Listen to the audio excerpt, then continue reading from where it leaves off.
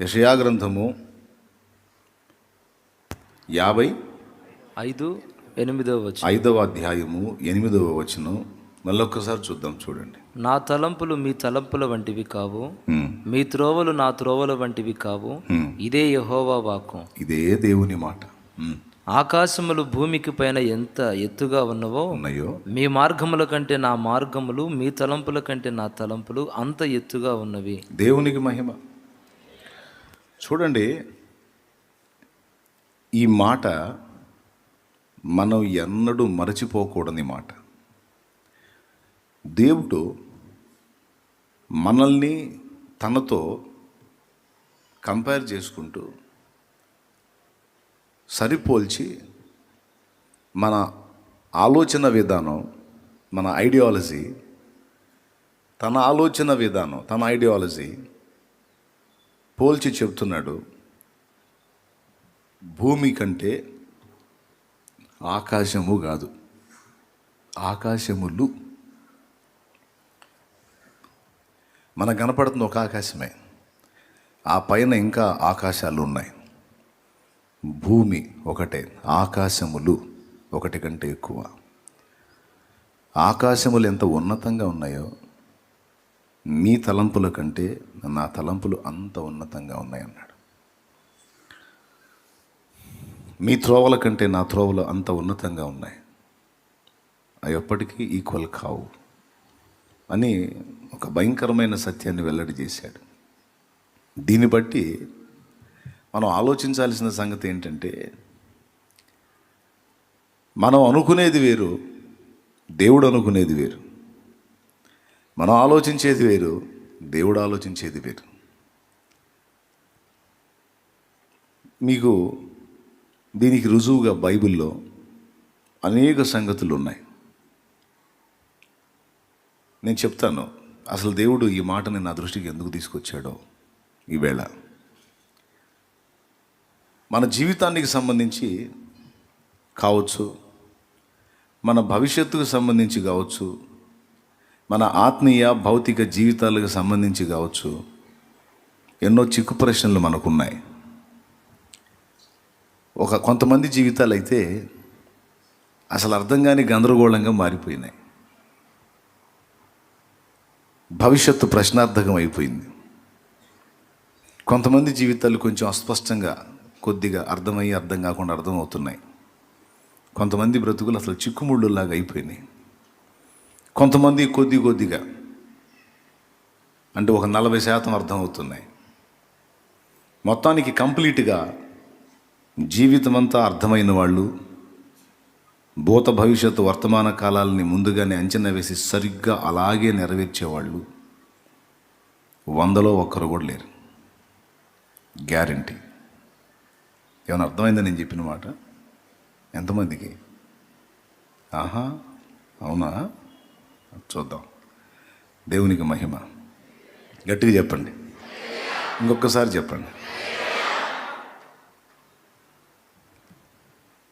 కానీ ఈ ఒక్క మాటతో మనం బోలెడంత ఆదరణ పొందవచ్చు. దాని అర్థం ఏంటంటే, నువ్వు అనుకునేది వేరు, నేను అనుకునేది వేరు. నీ గురించి నీకుండే తలంపులు, లేదా నీకు చెందిన వ్యక్తులను గురించి నీకుండే తలంపులు, నాకుండే తలంపులు ఒక్కటి కాదు. ఉదాహరణకి బైబిల్ గ్రంథంలో మనకి సుపరిచితమైన సన్నివేశం దావీదు. సౌలు రాజు అనేక పర్యాయాలు దేవుని మీద తిరుగుబాటు చేసి దేవునికి దుఃఖం కలిగించినప్పుడు దేవుడు విసుగు చెంది, ఇతడు రాజుగా పనికిరాడు గనుక నా ప్రజల్ని ఏలటానికి మరొకరిని నేను రాజుగా సిద్ధపరుస్తానని ఒక వ్యక్తిని కనుగొన్నాడు. యెషయి కుమారులలో ఒకడిని కనుగొని ఫలానవాడు అని చెప్పకుండా సమూయేలును పంపించాడు. సమూయేలు వెళ్ళి యెషయి ఇంటికి వెళ్ళి, నీ కుమారులలో ఒకరిని దేవుడు కోరుకున్నాడయ్యా, తన ప్రజలకు ఇశ్రాయేలు మీద రాజుగా ఏర్పరచుకోవడానికి దేవుడు సంకల్పించాడు. నీ పిల్లల్ని నా ముందుకు తీసుకొని రా అన్నాడు. అప్పుడు యెషై పెద్ద కొడుకుని తీసుకొచ్చాడు. యెషై ఇంటివారు సమూయేలు వచ్చి నిలబడ్డవాడు. మొత్తం ఏమనుకొని ఉంటారు?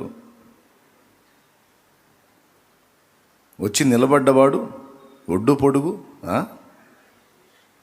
సైనిక విద్యను అభ్యసించిన వాడు, యుద్ధ నైపుణ్యం కలిగిన వాడు, మంచి తలాంతు కలిగిన వాడు, టాలెంటెడ్. కాబట్టి అతని ఆహార్యం చూసినప్పుడు సమూయేలు అనుకున్నాడు, ఇతడే యెహోవా ఏర్పరచుకున్నవాడు అని. యెషై అనుకున్నాడు, జ్యేష్ఠ కుమారుణ్ణే కదా దేవుడు ఏర్పరచుకుంటాడు అని. ఆశీర్వాదం, మొదటి ఆశీర్వాదం జ్యేష్ఠుడిదే కదా అనుకున్నాడు. 2, అక్కడున్న కుటుంబ సభ్యులు, మిగిలినటువంటి సహోదరులు కూడా, ఎవరు? ఏలియాబు సహోదరులు కూడా ఏమనుకొని ఉంటారు? పెద్దన్నే, మనందరికీ అడిగి పెద్దోడు, జ్యేష్ఠుడు, ఇంకేం మన రాజు ఇతడే అని వాళ్ళు అనుకున్నారు.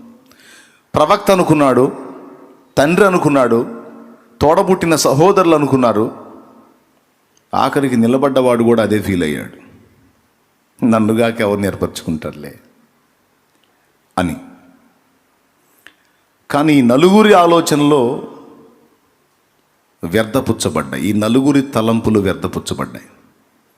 దేవుని వాక్కు సమూయేలుకు ప్రత్యక్షమై, సమూయేలు, నీ ఎదుట నిలిచిన వాడిని పంపివేయి, నేను వాడిని కోరుకోలేదన్నాడు.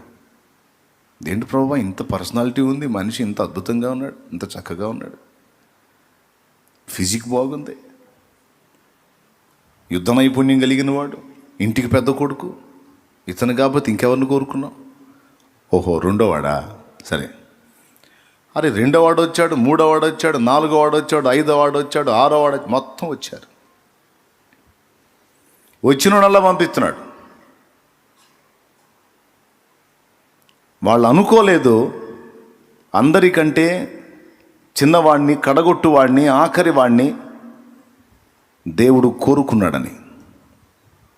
వాళ్ళు అనుకోలా, ప్రవక్త అనుకోలా, తండ్రి అనుకోలా,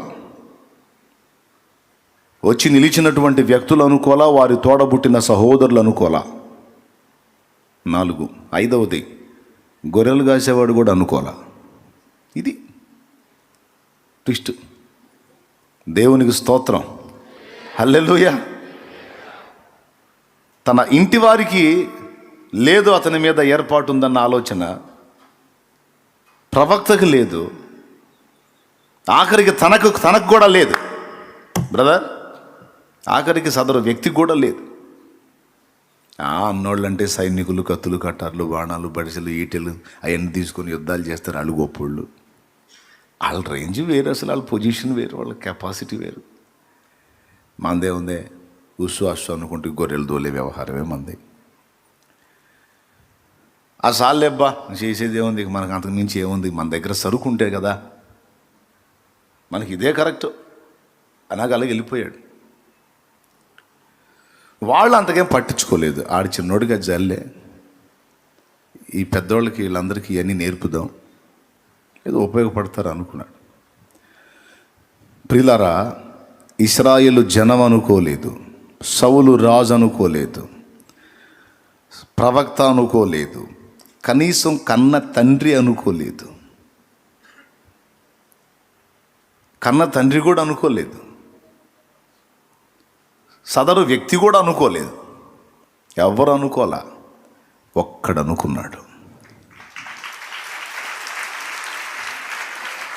ఒక్కడు అనుకున్నాడు.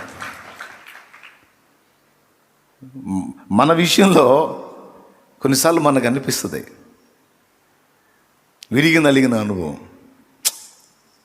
మనకేముందిలే, మన చేత ఏమైద్దిలే, మనం ఏం పనికి వస్తాంలే.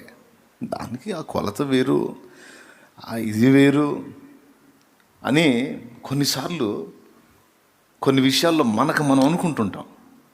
కొంతమందిని చూసి వాళ్ళతో మనల్ని పోల్చుకొని, ఇప్పుడు షాలేమన్ ఉన్నాడు, చాలేమన్నా ఆయన ఏదైనా అసలు ఆ?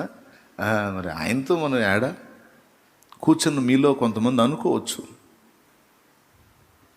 నాకంటే ఏజ్లో పెద్దళ్ళు, అతనంటే కాస్త కుర్రోడు, మందేముంది సరిగ్గా అయిపోయిందిలే అనుకుని ఉండవచ్చు. లేకపోతే అతను బాగా పాడతాడు, మనకేమవచ్చు అనుకోవచ్చు. అతను ఆహార్యం ఒకవేళ బాగుండొచ్చు, మనమేం బాగుంటాం అనుకోవచ్చు. ఏదో ఈ పై అవతారాలు కానీ కనబడే వాటిని బట్టి కానీ కొంతమంది తమ్మును గూర్చి తాము ఇలా అనుకుంటుండొచ్చు. ఏదో ఒక దానిలో మనం ఈక్వల్ కాలేము అంటే నా మీద పోల్చి చెప్తున్నా. నన్ను తీసి పక్కన పెడితే నీ హృదయంలో కొంతమంది ఉంటారు, నీ దృష్టికి గనులైనటువంటి వ్యక్తులు కొంతమంది, వాళ్ళతో పోల్చుకొని నిన్ను నువ్వు ఇలా అనుకుంటుండొచ్చు. కానీ దేవుడు అంటున్నాడు, కాదు కాదు కాదు, నీ తలంపులు నా తలంపులతో రీచ్ అవ్వటం లేదు. అవ్వవు కూడా. నిన్ను గూర్చి నీకున్న తలంపు అదే, కానీ నిన్ను గూర్చి నాకున్న తలంపు గొప్పది. భూమి కంటే ఆకాశాలు ఎంత ఉన్నతంగా ఉన్నాయో నీ విషయమై నాకున్న తలంపు అంత ఉన్నతంగా ఉంది. ఏమోలేయా నువ్వు చెప్తా ఉంటావులే, కానీ నేను ఏ పాటి వాడిని ప్రభువా, ఏ పాటి దాన్ని అని ప్రతి విషయంలో పోల్చుకొని నిన్ను నువ్వు తృణీకరించుకుంటుండొచ్చు. దావీదు పరిస్థితి అయితే అదే నాకు తెలిసి. ఒకవేళ డౌట్ ఉంటే రేపు అక్కడికి పోయి నాకు అడుగుతాం, అసలు మీ ఫీలింగ్ ఏంది, మీరు ఏమనుకున్నారని అడుగుదాం. ఏం ఇబ్బంది పడకుండా చెప్తాడు. ఇక రేపు పోయిన కాడ నుంచి వాళ్ళతోనే కదా మనకి, రేపు అక్కడికి పోయిన కాడ నుంచి వాళ్ళతోనే కదా మనకి. ఖచ్చితంగా వాళ్ళని అడిగితే చెప్తారు. అప్పుడు నేను ఇలా అనుకున్నాను చెప్తారు వాళ్ళు. అసలు నీ ఫీలింగ్ ఏంది తండ్రివైన దావీదు, అసలు నీ ఫీలింగ్ ఏంది అప్పుడు అంటే నాకేం తెలుసురా. ఆ గొర్రెలు దోలటం, గొర్రెలు గాయట, ఒడిసేలు తిప్పి ఆ జంతువులను పక్షులను దోలటం ఇంతే కదా నాకు తెలిసింది. నేను గొర్రెల దొడ్డిలో ఉన్నాను, గొర్రెల్ని మేపడానికి వెళ్ళాను, మేపుతా ఉన్నాను. పిలుపు వచ్చింది, ఎవరో ప్రవక్త వచ్చాడంట, ఇవన్నీ ఏం చెప్పలేదు, మీ తండ్రి రమ్మన్నాడని పిలుపు వచ్చింది. ఇంత సడన్గా రమ్మంటున్నాడు, ఎందుకు కొడతాడా? గొర్రె పిల్లలన్నీ బాగానే ఉన్నాయి కదా, అన్నిటినీ బాగానే కాస్తున్నాను కదా, చెప్పిన పని నమ్మకంగానే చేస్తున్నాను కదా, సడన్గా పిలిచారేంటి? తన్నులు ఉన్నాయా నాకు? భయపడతా ఇంటికి చేరాను. చిన్నగా చేరితే ఎవరో ఒక ఆయన కూర్చొని ఉన్నాడు.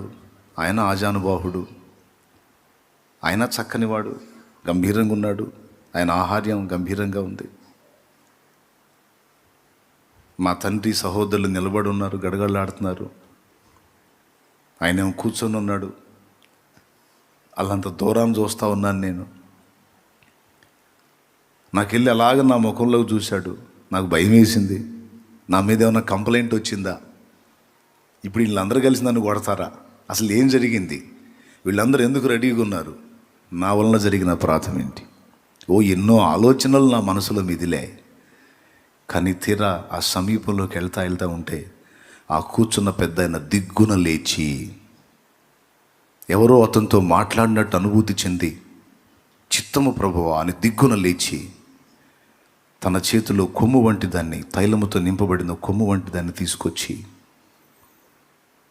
నా నెత్తి మీద పోసి, ఇశ్రాయేలు రాజు ఇతడే అంటే నాకేం అర్థం కాల. ఇశ్రాయేలు రాజు ఇతడే అంటే నాకేం అర్థం కాల.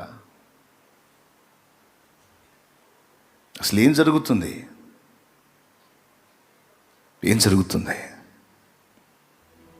నేనేంటి? ఇశ్రాయేలు రాజు ఏంటి? నా సహోదరులు గొప్పవాళ్ళు, విద్య కలిగిన వాళ్ళు, జ్ఞానం కలిగిన వాళ్ళు, సామర్థ్యం కలిగిన వాళ్ళు. నా పొజిషన్ ఏంటి? నాకేం తెలుసు? నా తండ్రి సహోదరులు అలా చూస్తూ ఉన్నారు నిశ్చేష్టులై. ఆయన తైలం తీసుకొచ్చి నా మీద ఎప్పుడైతే పోసాడో నాకు తెలియని ఒక ప్రత్యేకమైన అనుభూతి. ఆయన ఆత్మ నన్ను ఆవరించిన అనుభూతి. యెహోవా షమ్మా, యెహోవా షమ్మా, యెహోవా ఇక్కడ ఉన్నాడు, యెహోవా ఇక్కడ ఉన్నాడు. దావీదు దేవుడైన యెహోవా ఇక్కడ ఉన్నాడు. ఓ, దావీదును కోరుకున్నాడు. హల్లెలూయా. నేను అనుకోలేదు, కానీ నా పట్ల ఆయనకి ఇంత తలంపు ఉందని. ఇంట్లో వాళ్ళు గుర్తించలేదు, నన్ను కన్నవాళ్ళు గుర్తించలేదు, తోడబుట్టిన వాళ్ళు గుర్తించలేదు, సమాజంలోని వ్యక్తులు గుర్తించలేదు, సాటి స్నేహితులు గుర్తించలేదు. నాకే తెలీదు. కానీ గొర్రెల దొడ్డిలో ఉన్న నన్ను గుర్తుపట్టాడు. తెచ్చిందని ఇలా చేశాడు. ఇప్పుడు ఏం చెబుదాం? వాస్తవమా కాదా? దీనికి ఏమైనా ముందుగా సిద్ధపాట్లు ఏమైనా చేశాడా దావీదుని? ఏం లేదు. హృదయం, ఆయనను ప్రేమించే హృదయం మాత్రం ఉంది దావీదుకి. ఎవరిని ప్రేమించే హృదయం? ఆయనను ప్రేమించి, హృదయపూర్వకంగా ప్రేమించి, ఆరాధించి, సన్నుతించి, మహిమపరిచి, ఆయనను గురించి తలపోసుకునేటువంటి అనుభవం మాత్రమే, ఆయన యందలి విశ్వాసం మాత్రమే ఇతని అర్హత, ఇంకేం లేదు. అనుకున్నారా సొంత వాళ్ళు? అనుకున్నారా రాజ్యపు ప్రజలు, ఆ బెత్లెహేం వాస్తవ్యులు అనుకున్నారా ఇశ్రాయేలుకు రాజు అయిన వాడు మనూరులో నుంచి వెళ్తున్నాడు అని అనుకున్నారా? ఇక్కడే లేచాడు అనుకుంటున్నారా? ఈ కార్యం జరగకముందు ఎంతమంది ఎన్ని రకాలుగా తృణీకరించారు. ఎవ్వరూ అనుకోలేదు, దేవుడు అనుకున్నాడు. తనను గూర్చి తన వారికి చాలా తక్కువ తలంపులు ఉన్నాయి, కానీ దేవునికి మాత్రం ఆ వ్యక్తిని గూర్చి చాలా గొప్ప తలంపులు ఉన్నాయి. నా సోదరుడా, ప్రారంభంలోనే పరిశుద్ధాత్మ దేవుడు తన స్వరం విప్పి మాట్లాడుతున్నాడు. నా సోదరి, నీవు అనుకుంటున్నావు నిన్ను గూర్చి నువ్వేదో, కానీ నిన్ను గూర్చి దేవుడు కలిగి ఉన్న ఆలోచనలు, తలంపులు ఆకాశములంత ఉన్నతంగా ఉన్నాయి.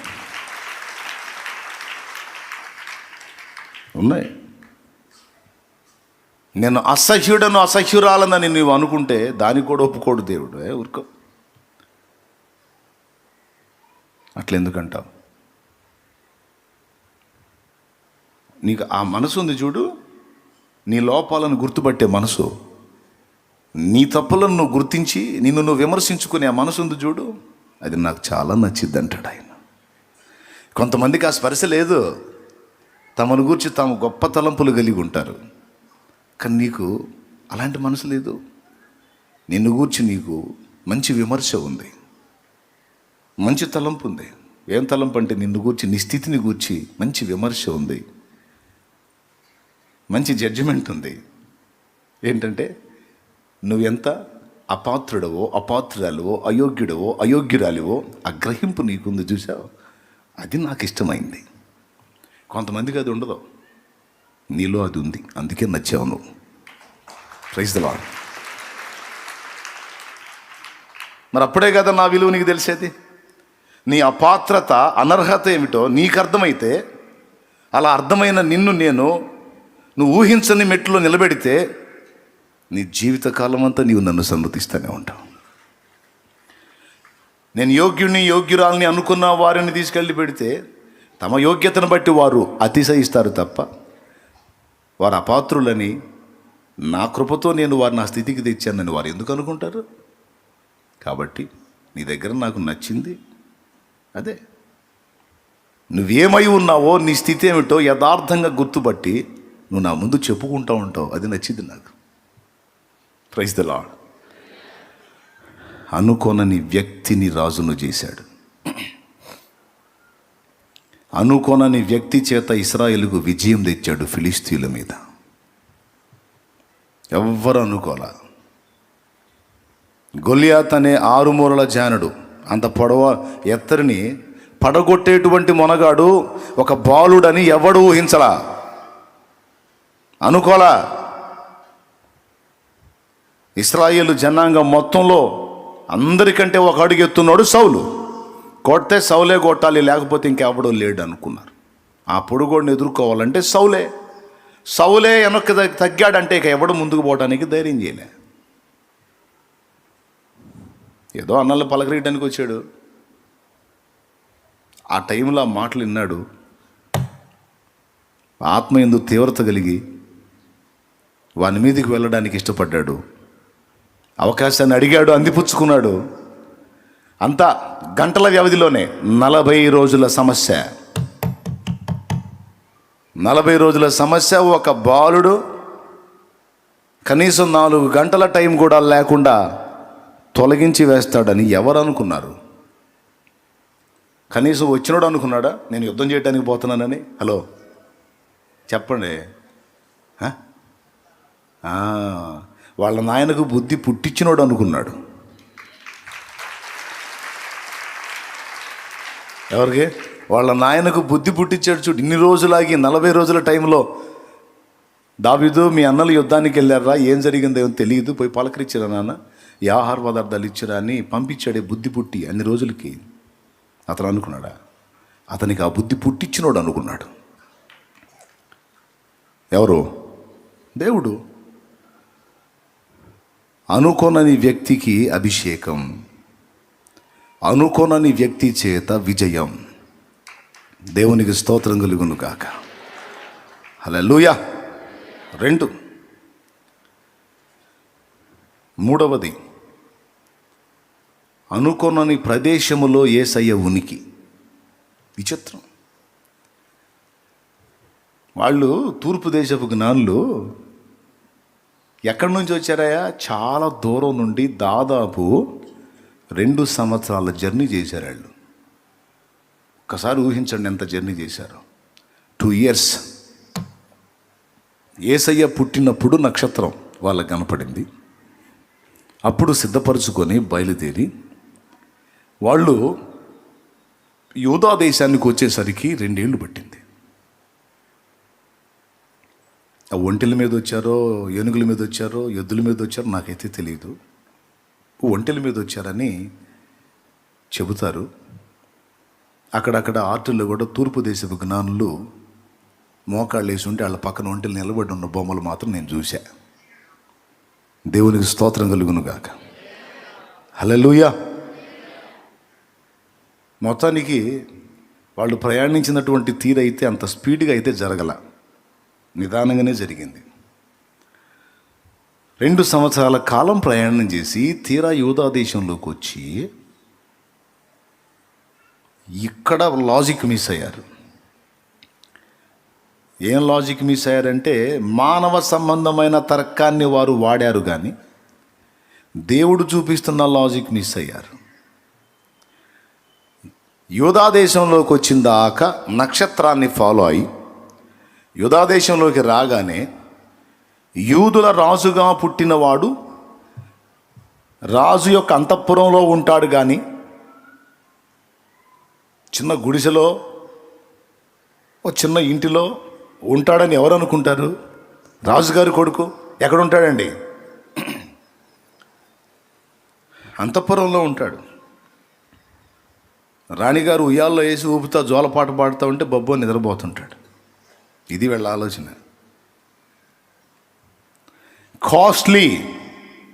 కాస్ట్లీ ప్లేస్లో, ఖరీదైన భవంతిలో, సుకుమారమైన సుందరమైన పవళింపులో వాళ్ళు ఊహించుకున్నారు. కానీ వారు అనుకోలేదు ఆయన పశువుల పాకలో పరుండబెట్టబడ్డాడు. పశువులు నీళ్లు తాగే కుడితి త్రొట్టిలో పరుండబెట్టబడ్డాడు. అక్కడి నుంచి వీళ్ళు వచ్చేసరికి ఒక ఇంటిలోనికి, సామాన్యులు, అతి తక్కువ స్థాయి బీదలు ఉండే ఒక సామాన్యమైన గృహంలోనికి ఆయన చేర్చబడ్డాడని వారు ఎరగలేదు. Praise the Lord. హల్లెలూయా. వారు అనుకోలేదు. ఊళ్ళో నిలువుటంగిలు వేసుకొని పెద్ద పెద్ద చెంగులు వెడల్పు చేసి, రక్షరేకులు వెడల్పు చేసి, చూపులకి అమ్మో గొప్ప గొప్ప దైవజనులు, అమ్మో దేవుని మనుషులు అని కనపడటానికి సంత వీధులలో, వీధి మొగలలో బిగ్గరగా ప్రార్థనలు చేస్తూ హడావిడి కల్పించేటువంటి వ్యక్తుల దగ్గర ఉన్నాడు అనుకున్నారు. అక్కడ ఉంది దేవుని వాక్ అనుకున్నారు. ఒంటితోలు కట్టుకొని మిడతల్ని తింటూ, అడవి తేనె తాగుతూ, అడవుల్లో తిరుగుతూ ఉన్న బాప్తిస్మమిచ్చు యోహాను దగ్గరికి దేవుని వాక్యం వచ్చిందని ఎవరికి తెలుసు? ఎవరు అనుకున్నారు?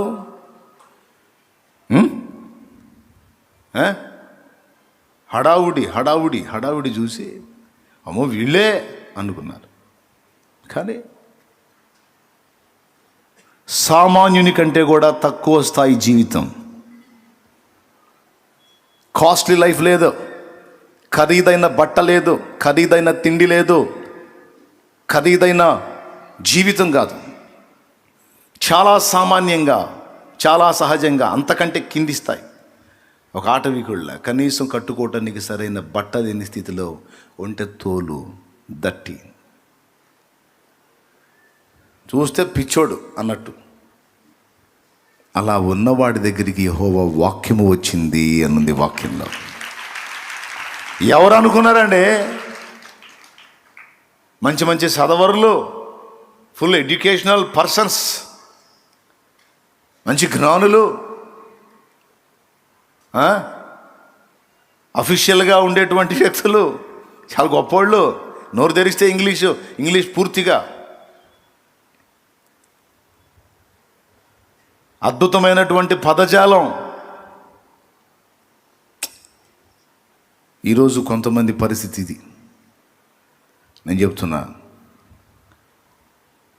హడావిడి, కాస్ట్లీ, హైపై ఎప్పుడు కూడా ఒకని ఆత్మీయతకు ప్రామాణికం కాదు.